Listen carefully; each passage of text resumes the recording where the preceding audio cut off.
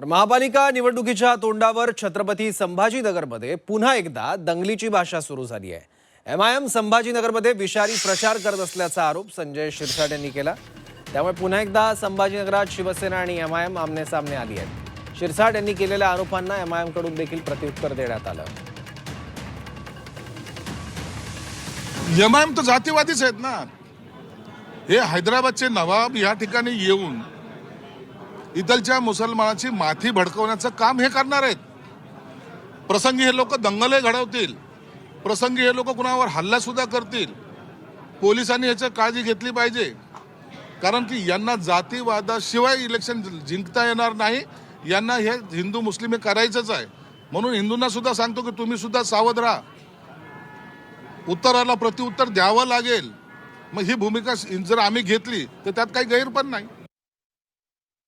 निवडणूक जिंकायची म्हणजे हिंदू मुस्लिम करायचं, आणि तेच पुन्हा त्यांनी आणलेलं आहे। आता मी ज्या हर्सूलमध्ये आलेले आहे त्या प्रभागमध्ये 2 मुस्लिम कॅन्डिडेट्स आहे, एक एससी समाजाचा कॅन्डिडेट आहे, एक हिंदू समाजाची एसटी कॅन्डिडेट आमची आहे।